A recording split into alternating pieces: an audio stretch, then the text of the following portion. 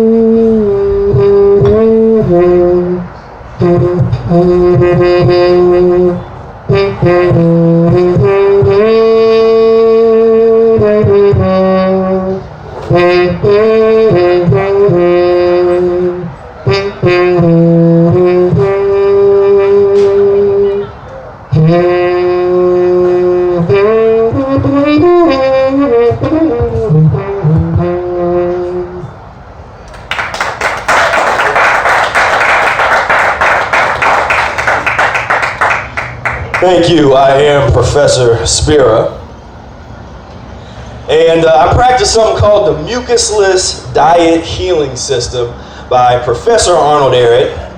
And the Mucusless Diet Healing System is basically a transitional system, offers a transitional methodology to go from however you eat, whether you eat a standard American diet, the SAD diet, or if you even eat a vegetarian diet that might have heavy mucus-forming foods. It offers a transitional method to go from how you eat into a diet that consists mostly of mucus-free foods. And so who can tell me what foods create mucus in the body? Dairy products. Everybody kind of knows that one. So dairy products. What else? Mushrooms are kind of I don't highly recommend them, but they don't necessarily create mucus. What else? What are other foods that would decompose into slime inside the body? Huh? Oils, yeah, fatty things. Fats do that. What happens to a piece of, just say, white bread? If you've ever had some white bread sitting in water, what happens to that white bread? It turns into slime, doesn't it? So wheat products are also mucus forming. Now, not all mucus forming items are created equally. So the transition diet allows you to use certain mucus forming foods in conjunction with mucus free foods to get off of the worst foods, the worst actually pus and mucus forming foods. So things like meat and dairy. These items decompose into this viscous, slimy material that I call pus. You know, it's kind of this infected tissue, nasty mess of stuff. Then your grains and starches will turn into kind of a pasty mucus. Now, when you think about it, a lot of people don't put two and two together, but a lot of books and other things that require glue, certain items like rice, white rice. So we're not a big fan of using white rice for the transition. Now, I know a lot of the vegans are like, wait a minute, that's my rice. But if you think about it, you can make glue out of rice. That's one of the things, they use it to make bookbinders glue. It was used to make the Great Wall of China, the bricks and stuff. And so this is food that turns slimy inside of the body. So when we're eating foods, ultimately we want to try to find things that don't turn into slime. So when you start to think about, well, what kind of foods don't turn into this kind of slime when you eat them? One kind of mind test that you can do is, or you could even do this, or do the test for real, is take, say, a standard American diet meal and put a little bit of water and cook that, and all the different things that you would put, whether it be like you put the Coke in there and the burgers and the pizza and the dessert, but you put it all together and cook that, then maybe put some fruit in another one, put some strawberries or apples or something and cook them at the same heat, and then cover them up and let them sit for a really long time. You'll notice that the fruit cooks down into either a syrup or a jam, and it's not slimy at all. If you go and you check out all of this stuff that people eat on a daily basis, all these mixed and combinations of foods and all this stuff, you check that out, that's going to be so nasty and just disgusting. So if it's disgusting to us on the outside, why is it not disgusting to us on the inside? We have this kind of disassociative kind of disorder or something with food, where we eat things, and as long as it tastes okay and coming down my mouth and it gets down here in my stomach, then I'm home free. I don't have to think about anything beyond that. I don't have to think about what's going on in my intestines and my colon and that kind of thing. But when you start to think about it, these slime-producing foods that turn into slime inside the body ultimately create not just bowel constipation, but cellular constipation.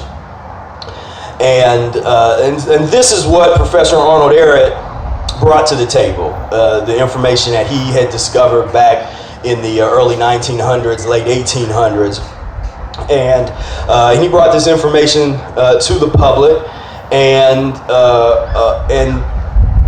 somehow Ehret has been kind of taken out of the history of veganism. When you read a lot of the historical narratives and some of the things that people have done in the recent years about veganism, there's this long gap in the history. So they'll usually go back to, talk about the ancient civilizations, and usually as far as they'll go back is maybe talking about the Greeks and the Romans, and they'll bring up Pythagoras and maybe Hippocrates or something like that, talking about the historical philosophical figures that promoted plant-based diets and healing. There's a story of Pythagoras. He did a 40-day fast before he could get into the Egyptian mystery schools.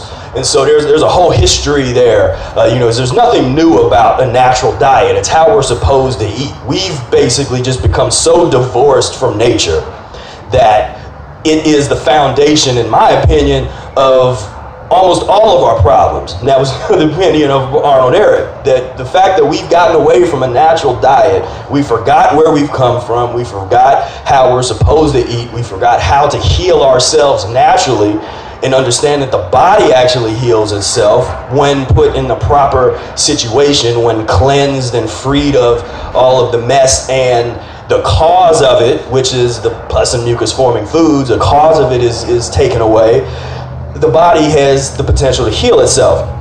Pythagoras, Hippocrates, all these various figures said that. You go back even further, then we can get into plant-based civilizations, and some of the Egyptians, and even on back into sub-Saharan Africa. But that's sort of the origin. And there's a lot of people that argue about this, but I've read enough accounts of people that do the archaeological analysis of the human body and stuff, that humans are biologically frugivores or fruitarians, and as far as what we naturally are supposed to eat, what our bodies are designed to eat. We don't have teeth and GI tract and stuff that's meant to be omnivoric or is meant to eat meat. When you compare our teeth and our stomach and all that to animals that are definitely carnivores, it's incredibly different. What animals do we most similar to? Exactly, chimpanzees and the bonobos, the so-called primates, and when put in the proper ecology, these animals will eat nothing but fruit.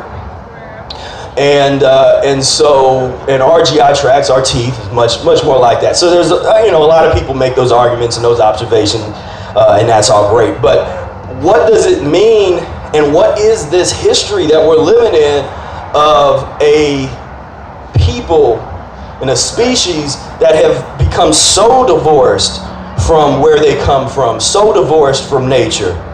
And Ehret coined this phrase, the tragedy of nutrition. That's his book right here, The Tragedy of Nutrition. And the tragedy isn't that we're not getting enough nutrients and minerals and all of these things, this kind of additive, supplemental concept. The tragedy is that all of this chaos and this death and destruction and turmoil is happening all around us, and we're sitting here with forks and spoons in our hands, eating things that have no business in our body, wondering, why is things like it is? Why is this world so messed up? What is wrong? Why don't I feel good? Why am I afflicted with all these various symptoms, all this stuff? And as we're doing the cause of all of this, and so really think about that. What does it mean that humans have gotten so far away from nature? There's obviously going to be some repercussions for that, and we are living in the repercussions. We turn on the TV and the news, that's the repercussions. That's what happens when a species goes totally against nature. It is diametrically opposed of what we're supposed to be. We're not even close. So now in the 1800s, I'm going to kind of go over a quick little historical timeline of veganism to kind of get into this mucus-free as the original vegan diet. I already talked about the standard historical narratives that check out the ancient civilizations. In 1806, Dr. William Lamb, who is sometimes credited as the father of veganism, changed his diet to a plant-based diet and published Return to Nature, which had ethical values towards animals and philosophies in there. So this wasn't necessarily a diet as much as a kind of a philosophical treatise on the potential for humans to live a plant-based diet and why ethically it was good to do so. In 1838, James Greaves opened Alcott House Academy in London based on the principles of Lamb, and then the first use of the word vegetarian was 1842. And there's many that observe and then argue that the original vegetarians really practiced what people call veganism today. And when you look at any of these dietary movements in history, there's almost this consistent narrative of them degenerating down into whatever they shouldn't be, or into something less than what it intended to be. So vegetarianism started out as a plant-based situation, and then slowly but surely people started saying, well, let's introduce in eggs are good and maybe a little milk or some cheese. All of a sudden, like, well, wait a minute, vegetarian is supposed to be vegetables and plant-based, but somehow that got entered in there. And then that became the subject of a lot of debate over the following years. In 1874, Dr. Russell Trail published the Hygiene Home Cookbook. So this was essentially the first vegan cookbook, but not a specific diet yet, just a cookbook on plant-based menus. Then I'll read a quote. Now this is actually an excerpt from an article that's on my website. Mucus-free-life.com is my website, and this is mucus-free-life.com/vegan-diet. In this entire article that kind of goes over all this stuff in more detail. But this is a quote from that, where I quote another book. In No Animal Food, The Road to Veganism in Britain, 1908 to 1944, historian Leah Lenman in 1999 explained that a faction of the vegetarian movement in Britain believed that refraining from eating flesh, fowl, and fish while continuing to partake of dairy products and eggs was not going far enough. Then the Vegetarian Society in Britain was formed in 1847 to promote the ideology of non-meat eating, although dairy products and eggs were viewed as permissible to eat since it is not necessary to kill animals to get them. And so by 1909, there was vigorous debate in the vegetarian societies, in the Journal and the Vegetarian Messenger and Health Review, regarding the extent to which dairy and eggs should be considered part of a vegetarian diet. So you in 1910 you have a book by Rupert Weldon, No Animal Food, 2 essays on 100 recipes and that's 1910. Again, this is a cookbook or a recipe book, not a diet book. Now, a lot of histories skip from 1910 until 1944, when Donald Watson asked if he could have a section in the magazine, in their Vegetarian Society magazine, to talk about plant-based type of vegetarianism, and he was rejected. So he started his own organization and his own group and magazine that he called Vegan. So he took the VEG and the AN and put it together, and Vegan became the name. And so that's when the name was titled. But this entire period from 1910 until 1944 is ignored by a lot of the historians. So that brings us to Professor Arnold Ehret. He was born in 1866, and then in the early 1910s, or really the late 1800s, he cured himself of something called Bright's disease. He was in his early 30s. He was diagnosed with Bright's disease, which is inflammation of the kidneys. He was given a terminal diagnosis. And so he had some money, so he went to like 24 of the best doctors in Europe to help try to find a cure. Nobody could help him. So then he started checking out alternative methods, and at the time there was some vegetarian communes and sanitariums and some fruit-based communities and that kind of stuff. And he went to some of these places and fasting clinics and stuff like that, and he would get a little bit of relief, but never totally cured. Until one day, he just got so frustrated, he just totally stopped eating. He's like, I'm not gonna eat, and he didn't know what would happen, but to his amazement, he got better and progressively got better and better. So within 2 weeks, he felt better than he had ever felt before. And before long, he was cured of his so-called terminal illness. So the period after that, he started really connecting the dots of why did his body heal the way it did. And he started working with people, and he opened a sanitarium. And in 1914, he came over to the United States of America, where it was World War I, so he actually wasn't able to go back to Germany. And so over here, he opened another sanitarium and worked with thousands of people that, again, many of which were considered to be incurable. And using a plant-based, vegan, mucus-free diet, he helped and fasting and things like enemas, colon irrigation and some other naturopathic methods, he was able to save the lives of thousands of people. So wouldn't you think that somebody that was that important, wouldn't you think that he would kind of have a place in this history of veganism, or just history of America in general? The historical narrative. But Ehret's work over the years has been very misunderstood, and a lot of people have, I think, taken his work the wrong way. They, depending on how you read it, he talks about humans being fruitarians, being fruit eaters, but he does not say that you're supposed to just eat nothing but fruit overnight.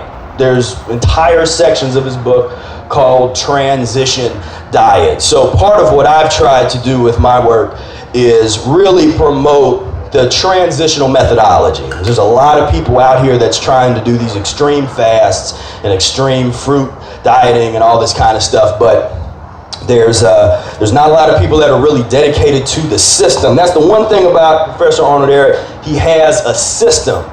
I don't know really of anybody else or any other diets that have a true system of eating, system of healing from top to bottom. Now, sure, okay, I got about 10 minutes maybe. Right here, this is a before and after of me. I used to be almost 300 pounds. In high school, I was 240. I played offensive guard. I suffered from a lot of different ailments, from chronic migraine headaches almost every day, where they used to have pills for me at high school, and in junior high as well, where I would go to the nurse's office and they would give me Advils and all this. I used to take pharmaceutical medication since I was 7 years old. I was using, when I was 18, they diagnosed me with sleep apnea, and I started using a CPAP unit at night where they pump oxygen in while you're sleeping because you stop breathing because you're so congested in your nose area. And I was sick all the time. I was always blowing my nose. I could easily go through a box of tissues like it wasn't any problem. And when I got to college, I went to the College Conservatory of Music, where I majored in jazz trombone performance. And during my first year there, I met somebody by the name of Willie Smart, aka Brother Air, and he introduced me to Arnold Ehret's Mucusless Diet Healing System. And when he introduced it to me, we were at a jam session, and me and my friend were there, and I had known Will for about a year before he even told me anything about the diet that he practiced. And I was sitting there eating these chicken wings, and the look on his face was just like he couldn't hold it back anymore. So he told us, he just was like, okay, he told us about the Mucusless Diet Healing System, and we got slower and slower until we're like, okay, we're not gonna eat this anymore. And but wasn't too long after that, I read the book, and 6 months after that, I lost about 100 pounds. And just transform my life. This is a picture of what we like to call mucoid plaque. So part of the diet, as I mentioned, we do enemas. Lemon juice and distilled water enemas is what I did in conjunction with the transition diet. And I got a lot of this kind of stuff out of me when I started my transition. So this slime, when you start to eat a mucus-free diet, and your body starts to go through a cleansing process. Now, to a lot of people, they would misinterpret the symptoms that they're getting as being sick. It was like, oh, well, I ate nothing but fruit for a couple days or just vegetables, and I'm feeling terrible, and I'm getting, it's getting sick, and they'll blame the food when it's not the food's fault. The food is actually cleaning you out, and a lot of these symptoms are just all of this poison and mucus and all this mess, this kind of stuff. I mean, one thing I like to think about is it should be a SAT question. And every human, and Ehret talks about this, has uneliminated fecal matter. Probably about up to 10 to 15 pounds of uneliminated fecal matter in their bowels and in their stomach and colon. And some people even more. Ehret talked about getting upwards of almost 60 pounds of uneliminated fecal matter of some, really kind of obese patients he had. And I had a ton of this. I started doing the enemas and was transitioning. And the SAT question I would like is, given that all humans that aren't cleansing or on this kind of health path have, I would say 15 to 20 pounds of uneliminated fecal matter today, how many pounds of uneliminated fecal matter are in a joint session of Congress? And we wonder why the laws and the politics are so corrupt and everything is so crazy. We have thousands of pounds of uneliminated fecal matter making decisions about your life and my life, and that is that is a huge part of the problem. I mean, just imagine if we had a Congress or a government system where all of the people were eating in a way that is in line with nature, eating a more natural kind of diet. There would be a lot of rational decisions being made and clear thinking could take place. And so I know kind of how much time I got. 3 minutes, okay. So the last little thing that I will mention, because I think some people find it interesting, how many of you have like an iPhone or a Mac computer or anything like that? A few of you. Now I'm a PC person myself, but the reason I say that is, some people are familiar with the company Apple. Have you heard of that? Apple, the company. A lot of people don't know that Arnold Ehret was a great influence on that name. Steve Jobs, when he was a teenager in the 70s, got really interested in Arnold Ehret and the Mucusless Diet Healing System, and to the point of extremism. If I would have the opportunity to work with him, I would tell him to slow down and transition, because he wanted to try to become a fruitarian overnight. He did in his biography, he did a two-week-long apple fast and this kind of stuff. So he was on this wavelength. He was actually diagnosed with pancreatic cancer and then he started the diet, and he lived another 30 years. Usually, you get pancreatic cancer, and that's it. You don't have any hope for the rest of that. So I'm gonna wrap this up. I want to thank you guys so much. I'm Professor Spira. You can check me out on social media, Facebook groups and all that. Check out my website, mucusfreelife.com. We have a number of books. This is Spira Speaks, Dialogues and Essays on the Mucusless Diet Healing System is all of my compilation of my writings. I have, if you got anything, I recommend the annotated Mucusless Diet Healing System. It's the original Mucusless Diet, but I as the editor, I make a few adjustments for time's sake, and I have some notes in the margins. And so I have a few copies of these with me if you're interested, or you can go on Amazon, you can go on my website and find it there. Didn't have time for questions. If you guys have some questions, you want to talk to me afterward, feel free. And yeah, all right, thank you very much. Thank you for your attention. Let's one more round of applause for Professor Spira. Thank you so much. So the vegan conversation continues.